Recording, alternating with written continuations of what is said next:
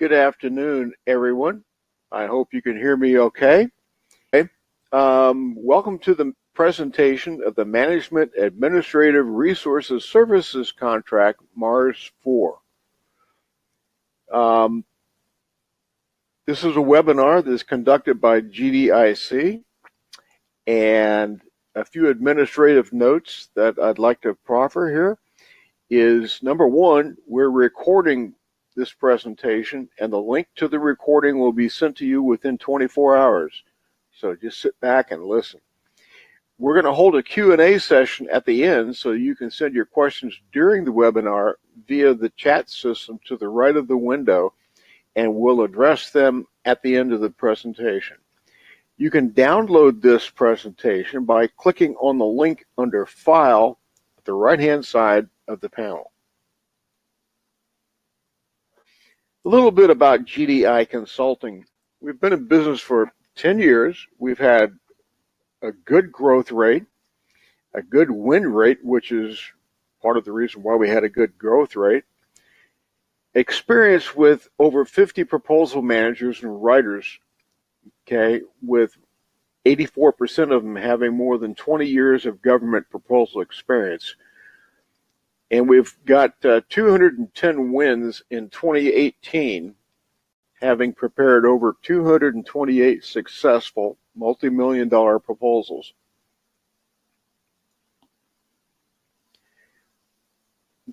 This slide contains a list of some of the top contracts that we've supported from the Army, the Navy, the Air Force, GSA, as well as DHS, HHS, and Treasury. They cover the range from IT engineering to management and professional services to construction or environmental and facility maintenance. MARS 4 is a non-personal services contract to provide seamless support for the financial management, administrative, and specialized services support to the Air Force Research Laboratory at Edwards Air Force Base in California. This slide contains the solicitation number, which is out on FedBizOps. We expect that the draft release of the RFP took place on September 25th. We've got Q&As, the latest of which was October 10, and we expect that an RFP will be released in November 2019. So we've got a little bit of time, but not much. An award is expected in Q2 2020 because the current contract ends on March 31st, 2020. This is a 100% small business set aside. The NAICS code is 56110 for Office Administrative Services. We expect that there will be a single award IDIQ with the estimated value around $5 million based on the current contract. The period of performance will be 1 year base and 3 option years for a total of 4 years.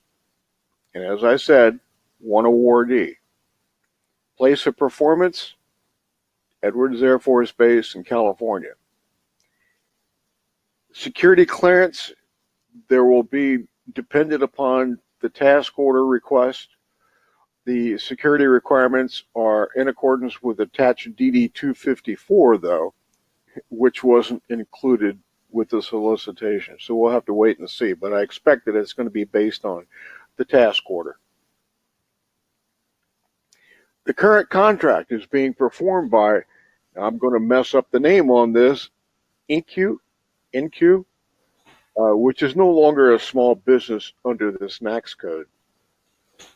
It was a set-aside SDVOSB. It was awarded on September 30th, 2015, and ends on March 31st, as I mentioned, 2020. The original contract amount was for $4 million. There was obligated $3 million thus far, and 3 companies participated in the procurement. Here's a little bit of the contract performance history, showing the funding from 2015 through 2019. Pretty respectable, steady. There is work, and they're using it. The proposal structure is in 3 parts. Part 1 is the price proposal. Part 2 is the technical proposal. And Part 3 is the past performance information. There's no difference between Part 1, 2, 3 and what would be Volume 1, 2, and 3, because they're all treated like volumes. The price proposal, they want to complete SF 1449 together with the typical things that you find in the price proposal, the attached exhibits, and extended pricing for the schedule for each contract line item. And they admonish you to complete all the necessary fill-ins in the 1449 continuation sheet and certifications. Offer representations and certifications. The technical proposal, not much difference except that they've got sub-factor 1. I don't see a sub-factor 2. Whether there will be one is hard to tell. But they're mainly interested in the transition plan, which shall be sufficiently detailed to provide the methodology for transitioning new personnel into support positions at the time of contract award with minimum disruption of ongoing support requirements. Transition plans shall be sufficiently detailed to provide the methodology for obtaining NDAs from the new contractor staff. And oh, by the way, they want you to explain how you will initiate upwards to 150 company-to-company NDA agreements for the entire contract period within 10 days of contract award.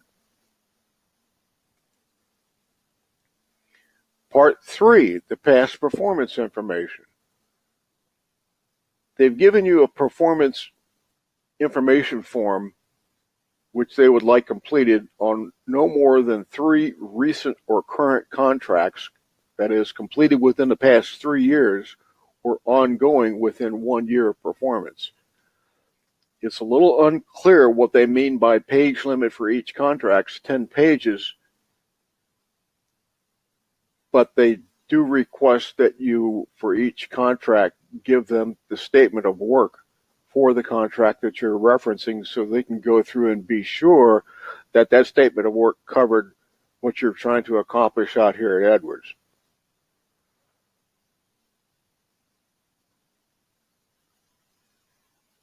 Be sure to clearly explain the relevancy of the contracts that you cited.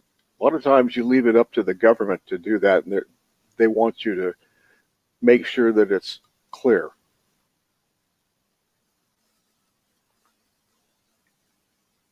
Be sure to send out and track the completion of the past performance questionnaire found as attachment 4.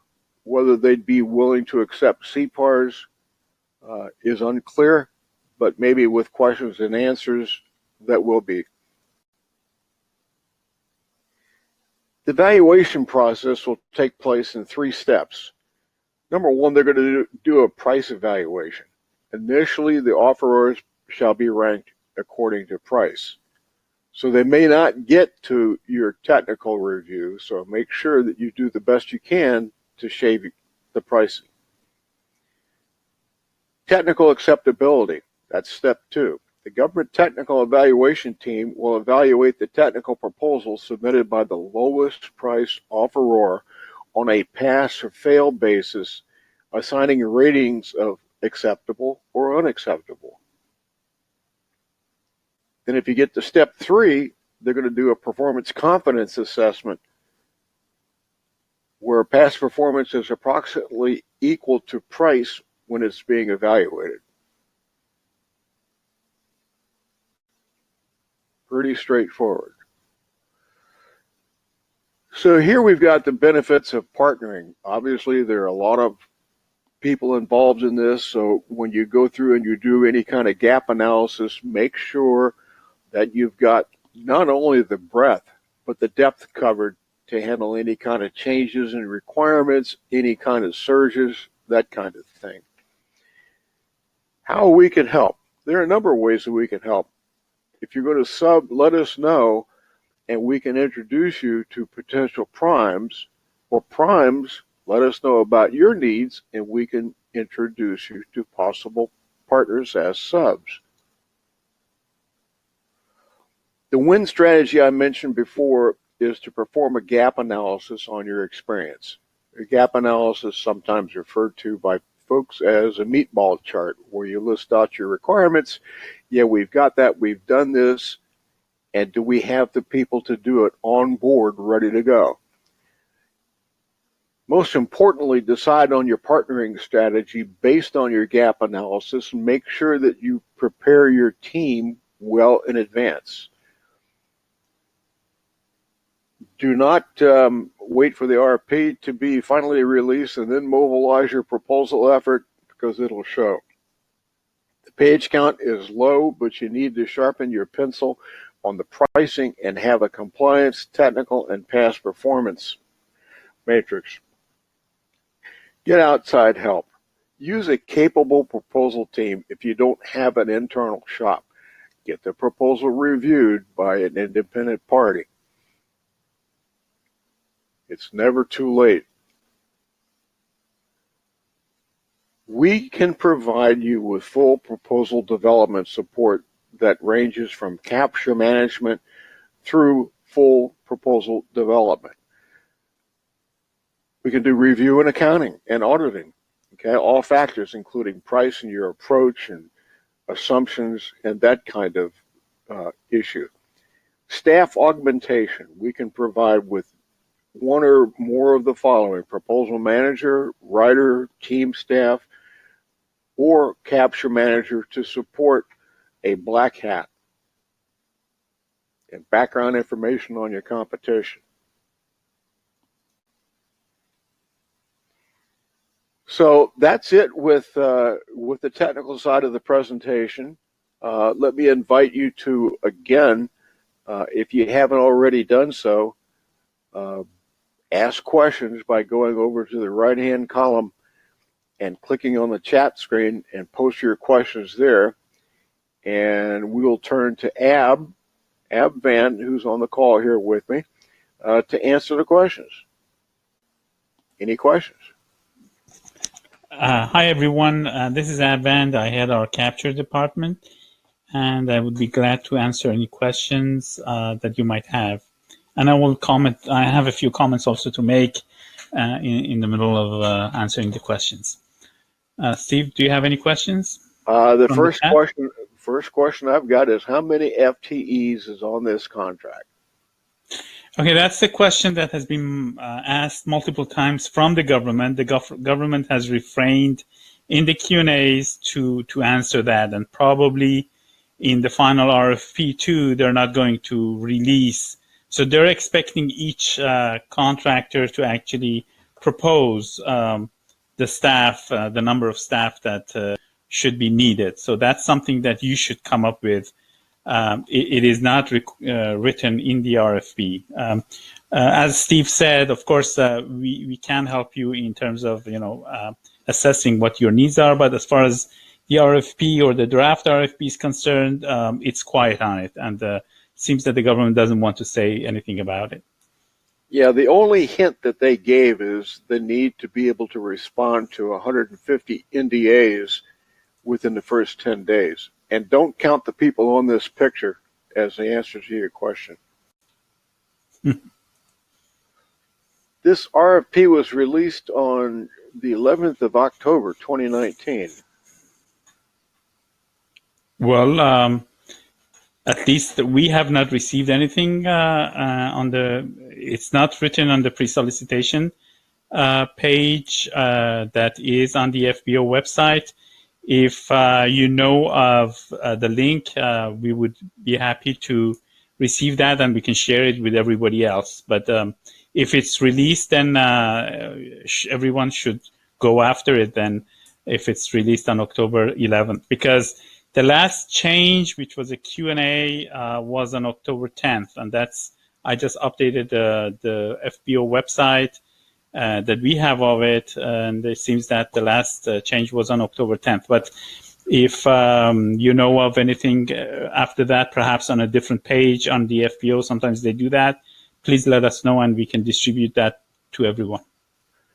Another comment about the FTEs says, not knowing the FTEs makes it look like it's made for the incumbent. I know how I feel about that, but I'll let Ab answer that. First of all, do note that the incumbent is not, as Steve said, and I wanted to emphasize that. The incumbent so far, as we know, cannot participate in this RFP. They are not anymore, at least what the SBA website says, they are not small under this NAICS code. They're small under the other NAICS codes, but under this NAICS code, the SBA does not consider them small. And so far as we know it, they cannot participate because this is a total small business under that specific NAICS code.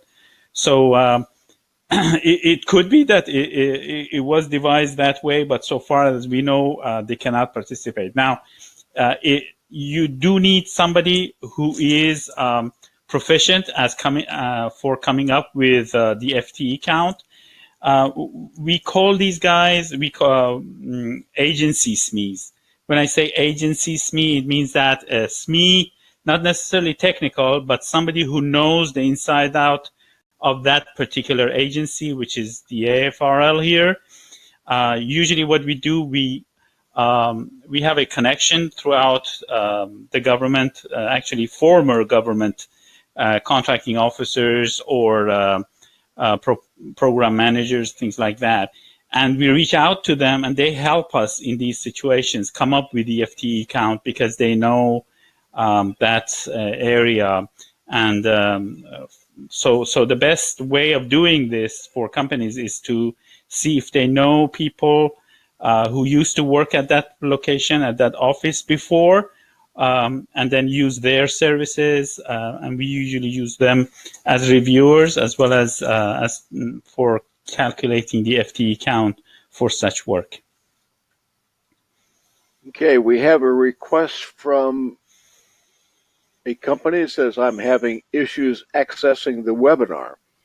I would like to know the fee for your proposal writing services, and that's right down Ab's alley, so I'll let you respond to that. Sure, we'll communicate with you separately. Anybody who first of all, if you can connect to the webinar, to the right, you can download the slides, and there in the slides, towards the end of the slides, you have my contact information and Maroon Freedy, who is our VP of Business Development. So if you have technical questions, you can communicate with me, and if you want an offer or want pricing, things like that, you can communicate with Maroon and go from there. Nonetheless, you have put your, I see that you have put your email, so we will reach out to you and try to answer any questions you have.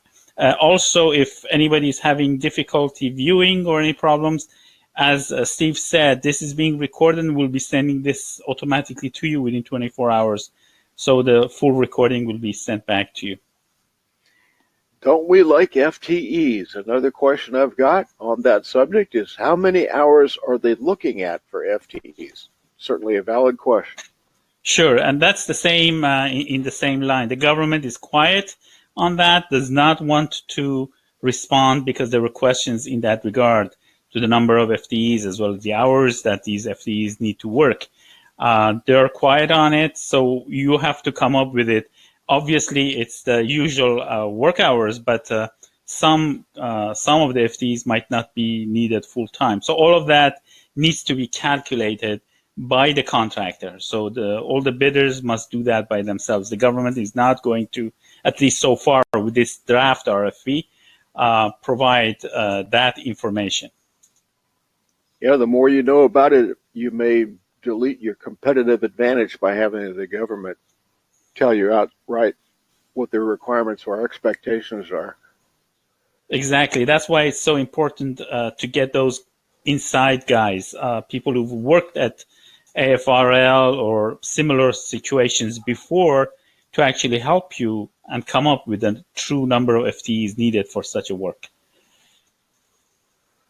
Okay, I think that's all the questions I've got. Okay, good. Let me see if I have any other points I wanted to make. 1 minute. I bring this up. Okay.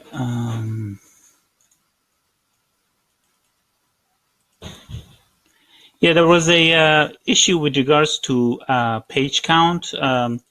I just wanted to say that they have mentioned that the page count for the technical part is just 10 pages. So essentially, it's just 10 pages that you're supposed to provide the transition plan in that. So 10 pages for transition plan, and then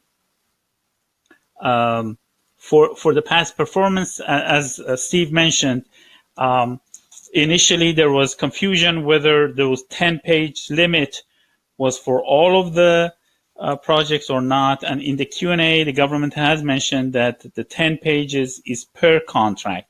Of course, so essentially it will be around 30 pages max, because you're supposed to provide three projects, or at least no more than 3 projects. Now, as he said, you're supposed to, that 10 pages counts the statement of work or parts of the statement of work as well.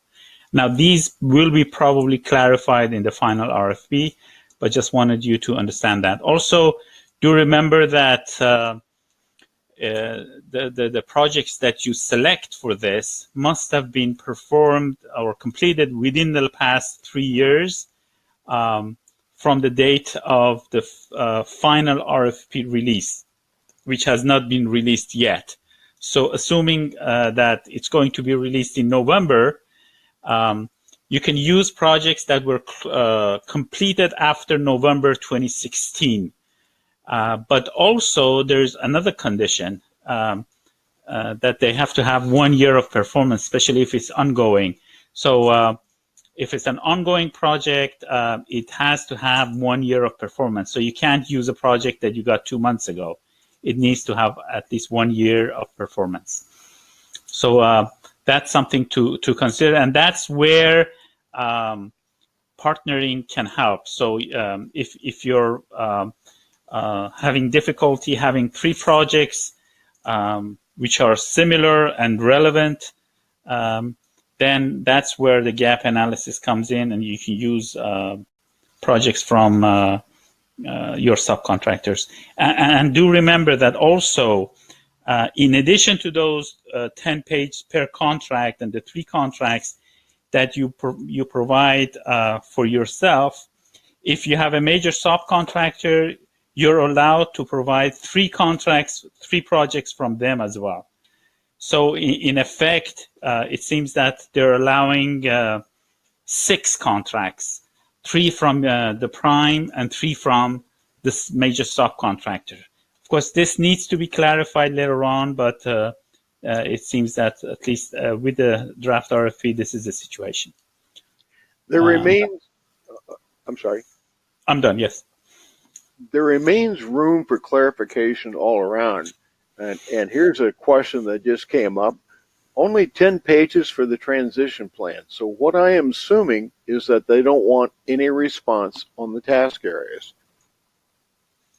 Yes, exactly. In other words, they're just saying that you're supposed to provide, and as you can see, it's a pass-fail. So it seems that, to be honest, price is the most important thing for them, even though they say past performance is important. But it seems that if you have the lowest price and you just pass the transition plan part and you have relatively good past performance, you have it. So that's why we said that you really need to sharpen your pencil on this, because they will start with that anyways. So that's something to consider. Okay, if we hold off long enough, I might get another question, but right now I don't have them. Okay, so I guess we're done, and I'd like to thank everyone for attending our webinar, and we hope to see you in our future webinars. We will be holding 2 or 3 webinars every week, so please join us in our future webinars, and also do tell us what you think about our webinars. If you think something is missing, you would like to hear more about specific item or issue, please let us know and we'll correct it. Or even a subject for a future webinar. Exactly. Thank you, everyone, and that does it for today. Thank you.